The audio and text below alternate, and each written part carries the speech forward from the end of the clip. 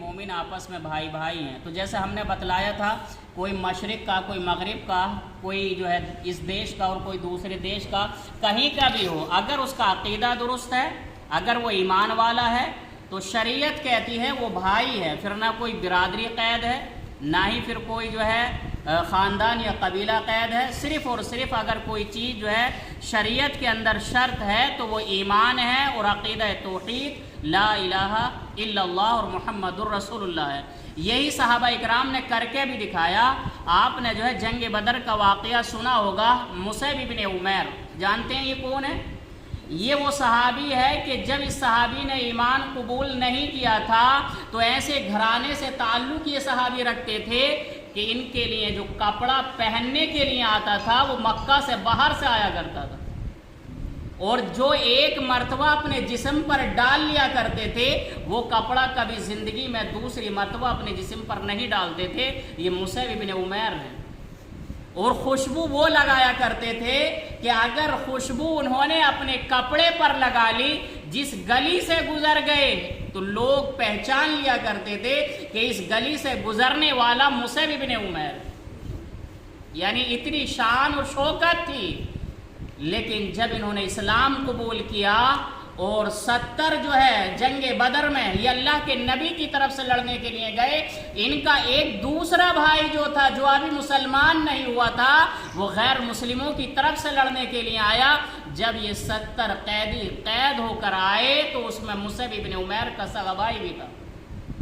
اللہ کے نبی صلی اللہ علیہ وسلم نے مشورہ کیا جیسے ابوبکر صدیق سے، تو ابوبکر صدیق نے کہا اللہ کے نبی ان سے فدیہ لے لیا جائے، چھوڑ دیا جائے. عمر فاروق نے کہا نہیں، ان کی گردنوں کو جو ہے ختم کر دیا جائے، ان کے جو ہے تنوں سے جدا کر دی جائے. لیکن اللہ کے نبی صلی اللہ علیہ وسلم نے جو فیصلہ تسلیم کیا وہ ابوبکر کا فیصلہ مانا. کہا کہ ان کو جو ہے فدیہ لیا جائے اور چھوڑ دیا جائے. اور بعض اگر آپ جو ہے سیرت کا مطالعہ کریں گے تو یہ بھی پتہ چلے گا اللہ کے نبی نے کہا ایک ایک قیدی، کیونکہ وہ عبرانی زبان جانتے تھے جو صحابہ نہیں جانتے تھے، تو اللہ کے نبی نے کہا کہ تم جو ہے ان 10 صحاباؤں کو یہ زبان سکھاؤ گے، انہیں علم سکھاؤ گے اور تمہیں چھوڑ دیا جائے گا.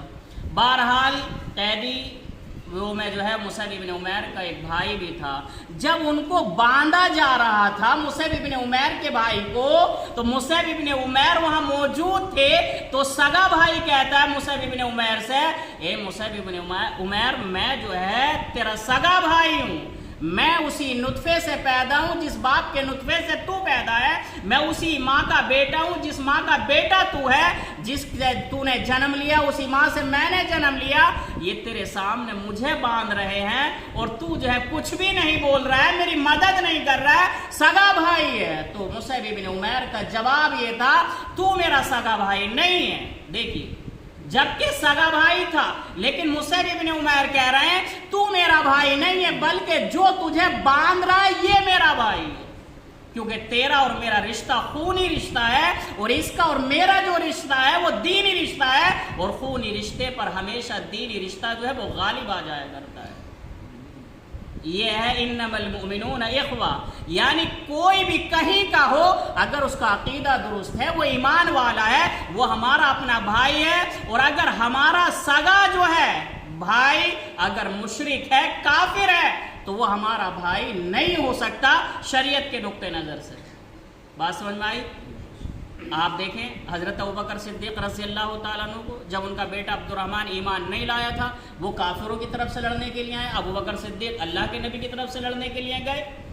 تو ایک مرتبہ جب عبد الرحمن ایمان لے آئے تو اپنے باپ ابوبکر سے کہہ رہے ہیں کہ ابا جان جب فلاں جنگ میں ہم اور آپ گئے تھے تو آپ کی گردن میری تلوار کے نیچے کئی مرتبہ آئی، میں نے آپ کو اپنا باپ سمجھا اور چھوڑ دیا. ابوبکر نے اپنے بیٹے کو جواب دیا بیٹا تمہاری گردن میری تلوار کے نیچے ایک مرتبہ بھی نہیں آئی، ایک مرتبہ. میری گردن تمہاری تلوار کے نیچے 3 مرتبہ آئی، تم نے چھوڑ دیا. باپ سمجھا اگر میری تلوار کے نیچے ایک مرتبہ آ گئی ہوتی تو میں اپنا بیٹا نہ سمجھتا، رب کا دشمن سمجھ کے تمہاری گردن کو کاٹ ڈالتا. یہ ہے دینی رشتہ. بات سمجھ میں آئی؟ آج ہم تو برادریوں میں، قبیلے میں، خاندان میں اس خاندان کا، میں اس برادری کا، میں اس قبیلے کا، میں یوں ہوں، میں وہ ہوں، میرے پاس مال و دولت، ہم اسی میں بیٹھے ہوئے ہیں. صحابہ اکرام نے ان چیزوں میں کوئی تفریق نہ کی، بلکہ اللہ رب العالمین نے کہا اللہ کے یہاں پر نہ شکل، نہ صورت، نہ خاندان، نہ قبیلہ، اگر دیکھا جاتا ہے تو کیا دیکھا جاتا ہے؟ دلوں کا تقوی دیکھا جاتا ہے۔ یہ تو قرآن کا جب آپ مطالعہ کریں گے تو اللہ رب العالمین نے یہ بات کہی ہے۔ ابو عبیدہ ابن جرہ کا واقعہ آپ نے سنا ہوگا۔ ابو عبیدہ ابن جرہ جنگ میں جاتے ہیں، جانے کے بعد ایک شخص آتا ہے، کنی کاٹتے ہیں اور دوسری طرف چلے جاتے ہیں۔ اب وہ وہاں پر بھی پہنچ گئے، اب وہ پھر ادھر آ گئے۔ جب تیسری مرتبہ سامنے آئے، اب جانتے ہو سامنے آنے والا کون ہے جس سے ابو عبیدہ ابن جرہ بچ رہے ہیں؟ اور ابو عبیدہ ابن جرہ وہ صحابی ہیں جن کے بارے میں اللہ کے نبی نے کہا ہر امت کا ایک امین ہوتا ہے، اور میری امت کا امین ابو عبیدہ ابن جرہ ہے، امانت دار اللہ کے نبی نے بشارت دی۔ تو ابو عبیدہ ابن جرہ کے سامنے کھڑا ہونے والا جو یہ بچ کے جا رہا ہے، جانتے ہیں کون ہے؟ یہ ان کا سگا باپ عبداللہ جرہ ہے، اس لیے بچ رہے ہیں۔ لیکن جب تیسری مرتبہ یہ باپ سامنے آیا تو پھر انہوں نے باپ کا خیال نہ کیا، بلکہ رب کا دشمن سمجھ کے اپنی تلوار کو بلند کیا اور اپنے باپ کے سر کو 2 حصوں میں تقسیم کر دیا۔ یہ ابو عبیدہ ابن جرہ ہے۔ یہ ہے دینی رشتہ کہ باپ بھی اگر رب کا دشمن ہے اور اگر سامنے آ جائے تو وہ بھی باپ نہیں سمجھا جائے گا، بلکہ دین کا اور رب کا دشمن سمجھا جائے گا، اور اس کی گردن کو اس کے تن سے جدا کر دیا جائے گا۔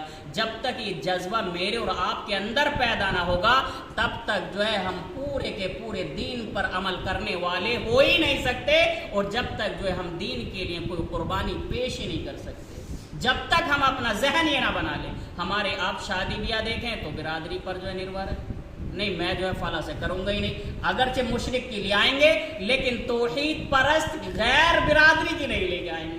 یہ ہمارا اصول بن چکا ہے۔